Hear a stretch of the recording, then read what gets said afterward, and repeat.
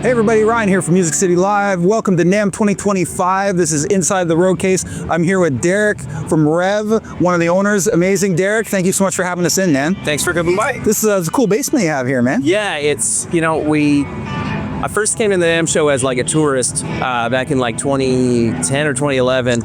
And then when Revv started and we looked at coming to NAMM and exhibiting in 2015, the first thing I said was, man, we need some sort of soundproofed or relatively soundproofed enclosure because you will not be able to hear anything. Yeah. So since then, we have always brought some sort of room. And I mean, it's not completely soundproof, but it helps. Yeah, for sure, 100%. I don't lose my voice every day anymore. No, I mean, that's what I'm saying. Coming in here is like, oh, this is refreshing. Yes. Yeah. Dude, so Revv is from Canada? You bet. We're from just outside of Winnipeg. Yeah, man, which is super exciting for us, obviously being a Canadian shop, being a Canadian show. So what's it like being a Canadian company in this climate, in this industry?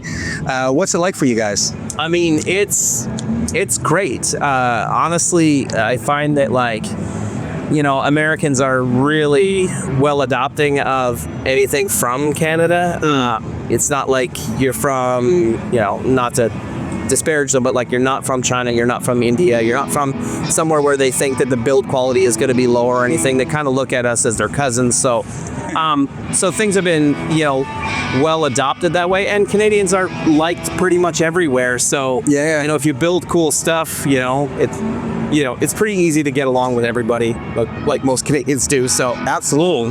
Yeah, a little weird right now with like the threat of tariffs and stuff like that, and the fact that we don't know what's happening next week. But other than that, I mean, even that, the dealers that I've spoken to this morning immediately are like, well, if prices are going to go up, prices are going to go up.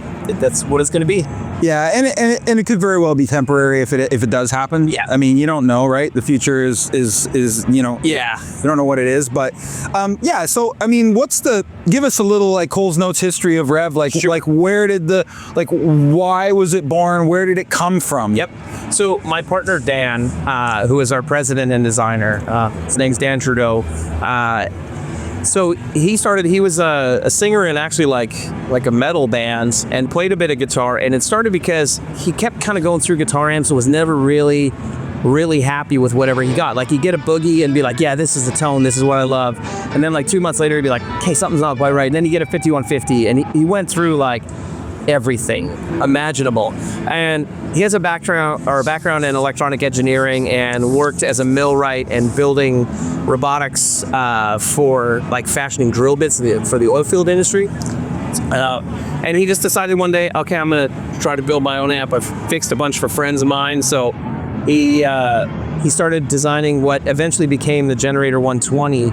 And it took him about 2 years to do. And at the tail end of that is when him and I met. So my background is actually in screen printing. And I own a printing company, and he came to me looking for somebody to screen print the faceplates for the amp. And when I met him, I was like, man, I collect guitars and amps, and I'd love to try it. So he had brought down just the plates. I'm like, bring the amp down, I'll give it a whirl. So yeah, he came back, brought the amp, and I was mainly like Fender for cleans and Mesa Boogie for modern high gain stuff at the time. And I tried the prototype of the Generator 120. I played for 2 minutes, sat my guitar in my lap, said, where did you build this and how did you do it? And he says, well, I built it in my basement over the last 2 years. And he said, how did I do what? And I said, well, no offense to Boogie, but I was like, you fixed everything that's wrong with my Mesa Boogie. I'm like, the low end muddiness that I have like a really hard time EQing out, and then I can't cut through the mix. I'm like, this has a modern high gain voice. It doesn't sound like a Boogie. I'm like, but it does what I want my Boogie to do. Yeah. And I told him, I'm like, man, you can build me one. And he laughed and said, man, I didn't tell you how much it cost. And then I laughed and said, well, I didn't tell you how much the printing cost either. So, I'm like, you take care of me, I'll take care of you. That's right. That's literally how it started. He started building me an amp. I was talking to him about, like, what's your plan for marketing this, mass producing it. And he didn't have one at the time because, I mean, he was just getting started. And I said, I would love to partner with you. I know a lot of musicians. We print a lot of band merch for guys, and I was friends with guys like Mark Tremonti, and I was like, this is right up his alley. I'd love to partner up. And that's how we started. That was in tail end of 2013. We met 2014. We partnered, and that's when we started to actually produce things where we were trying to sell them. In 2015 was our first NAMM show. It's amazing. And obviously, like, what was the impact at that time? Like, when you guys brought the stuff here, like, obviously things have evolved since then. Yeah. Man, it was so funny because when we came to the first show, I thought, like, okay, 120,000 people attend this show, dealers from all over the world. Conservatively, we'll leave here with, we'll sell 100 amps at the show. I mean, how could you sell less when there's so many people and so many dealers, right? Yeah, we sold 1 amp to an artist at 50% off, and that was it. No dealers. We realized really quickly that, there's 130,000 people here, but they're not coming to your booth. You got to give them a reason to come to your booth. And we had some ideas about how to get people here, and it worked a little bit. What did happen was we met a lot of YouTubers. And it's before anyone else was paying attention to them. So we became friends with, gear gods like Trey Xavier, Glenn Fricker, Rob Baker, Ola England, Fluff, like all of those guys I looked back then. And, that kind of was the thing that helped springboard us. But yeah, we were definitely very naive coming into our first NAMM show, thinking that, okay, we're going to sell a bunch. I remember Cass from Temple Audio Boards, another great Canadian company. Yeah. So I'd known Cass for years from when he played in a band. My band just play shows with him in the prairies. And he told me, he's like, some advice, don't expect to sign any dealers for 5 years. 5 years? I'm like, you're crazy, man. It won't take that long. And it took 4. So, it wasn't far off. Yeah. Well, so, I mean, I don't even because, from our side, Music City Canada, we're carrying your stuff. Yeah. I know Matt who's a big part of our team. He's the one that brought you guys to me and was like, hey, we got to check out these Revv guys, man. But I didn't really understand. That's why I wanted to come chat with you, because I didn't even really understand the backstory of it all. But that's really cool, man. I mean, it's cool again that you guys are Canadian, but it's also cool how, like, the story of how it literally came from nothing and built its way up, and how you guys are so humbled about the whole thing too, as you're going along learning all this stuff. Yeah, I mean, we work in such a niche industry, right? No one is going to get rich selling gear, whether it's at a store or whether you're manufacturing it. I mean, you do this because you're a gear nut and you love it, right? You don't do it because there's a bunch of money involved. So I think what ends up happening then is, you just end up with a lot of people that are really passionate about whatever part of the industry that they're in, whether it's in content creation or product development or manufacturing. And the companies that actually survive or thrive are the companies that literally, that's who's at the top of them. The people at the top of them are those kind of nerds that were like, I want something that sounds different, and I've got this sound in my head and I want to get it into a product, or this product doesn't exist right now, so I need to find a way to make this thing.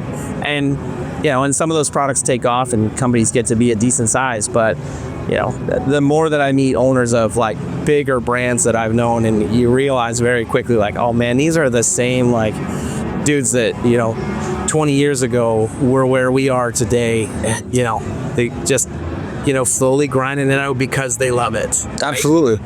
Yeah, there's a passion for it, right? Yeah. And a drive. And I've been obviously interviewed a few people today, and that's what I find is that the people who end up surviving in this thing, not only building but surviving and crushing, is the people who have that unwavering passion, because there's ups and downs, I'm sure. Oh yeah, it is not, like I said, you don't get into this to make money. And I'm not complaining about how we're doing. I'm very thrilled that we are where we are, but you're never gonna get rich doing this. So you have to love it. I do this because I love music gear. I mean, we have a live stream that we do every Wednesday called Gear and Beer, and all we do is sit down and play with, whatever new piece of gear that, I pick up when I'm traveling, or if one of our friends builds something and is like, hey, check this out. And I'm like, yeah, okay, let's check it out, and it's something cool. It's like, okay, let's talk about that on the live stream, because, there's a lot of stuff that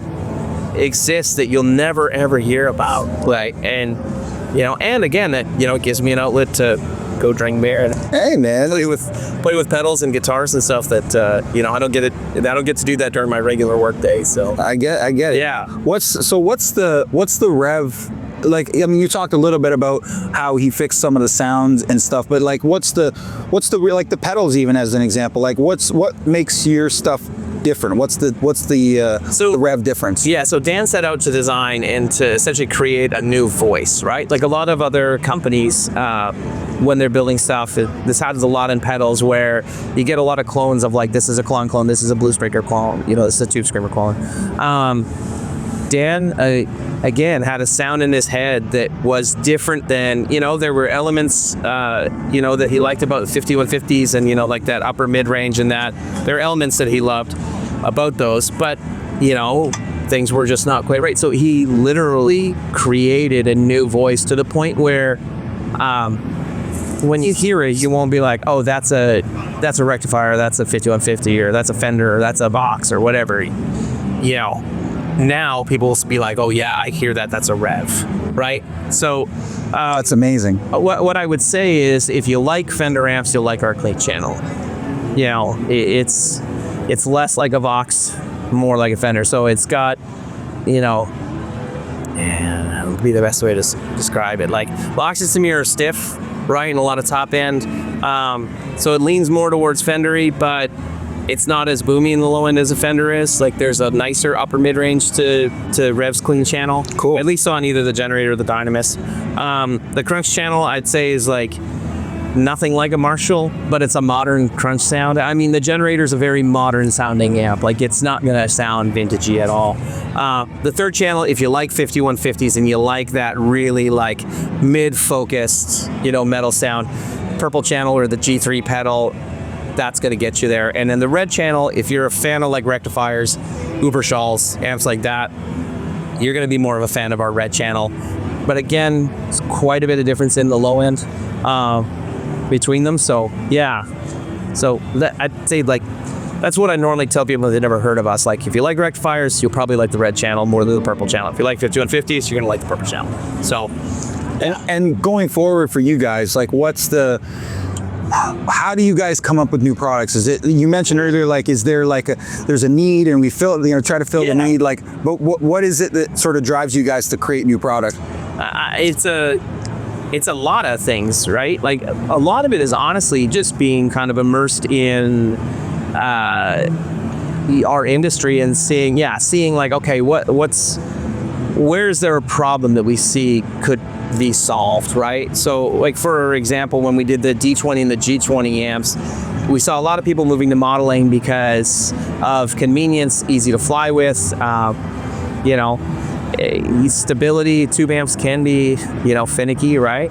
And I was working with Two Notes Audio Engineering at the time, helping them out with sales and marketing, and you know, I've been used to using the Torpedo Live and the Torpedo Studio for years, and found out that the technology existed that you could build it into an amp. So you build a load box and then have IR loading in the head, and you could essentially run your amps silently. And I was like, okay, well, this immediately solves a problem, because I know a lot of guitar players who use modelers right now. Yep. Their number one complaint is that they don't feel like a tube amp feels. You don't get the same type of compression. You don't get the, you know, sag and that you get from a tube amp. So we kind of sat down and said, okay, like, who are the artists that, you know, that you would use this type of, like, or that have this problem, right? Like, who are the ones that are complaining about it? We found, like, okay, it's a lot of like side guy musicians, a lot of guys in the house of worship. Yeah, and we're like, okay, so if we could build like something that was lightweight, tube, but still had the ability to run direct, that you could fly with it. So then, you know, when you show up at a gig, you don't get some tired ass backline amp that, you know, the tubes are shot or the speakers are shot or whatever. You can have something that you can run direct to front of house. It can fit in the overhead carry-on. It's not, you know, it's not heavy, but it still sounds great and still feels good. So you get, you know, the digital modeling on the back end for the speaker and the microphone, but you still have a full analog tube circuit for your preamp and your power section, so you get that compression, that sag that you want. So that, you know, it's things like that we were like, okay, could we build a product that does that? And that's how the D20 was born. Oh, man. And as soon as we did the D20, everyone that knows Revv, because we're most well known for our purple channel on the 120 or the G3 pedal, immediately all of our like kind of hard rock and metal fans were like, cool, you built a clean amp, where's the high gain one? So then we worked on the G20 right after that. But it's things like that where we go, okay, like we know there's a problem that exists in the market. We hear people complain about it on forums, or just, you know, I also have a background in like concert rigging and stagehand work, so I often work at festivals and talk to a ton of guitar players. So you're like, okay, what complaints do they have? What do they wish existed? So we try really hard to listen to the market of like, okay, what doesn't exist that, you know, we could possibly build that would bring some sort of solution that would make it, you know, more enjoyable for any working musician. And that's mostly how we come up with products. Or the flip side of that is we meet people and musicians that we either work with or are friends with, and they say, hey, I would really like X. And then we go, okay, maybe we can build that. And that's how like the tilt overdrive pedal, like Shawn Tubbs had never done a signature product, and you know, he said, I wish a pedal existed that could do these two things with this specific kind of voice and capture the sound in my head. So, you know, that's how we ended up developing that. So amazing. Yeah. And dude, I love the light up logos. Yeah, that's sick. It's kind of our thing, and that's why like a lot of people don't know or get it, but like the G series pedals that we're known for, so G2, G3, and G4, the G stands for generator, and 2 is the second channel preamp, and the reason the pedal is green is because the amp lights up green on that channel. G3 is the third channel, and that's why it's purple, because the logo is purple on channel 3, and the G4 is red because the channel changes to red. So we spent many hours trying to figure out how to market that properly for people to understand it just goes over. So we'll make sure you get that out there for sure, man. Yeah. Well, dude, thanks so much for taking the time to chat with me, man. I appreciate it. Thank you for coming by. All right. Hey, everybody. Thanks so much for tuning in. Ryan here from Music City Live. We'll see you at the NAMM 2025 show. We'll see you on the next episode, everybody. Cheers.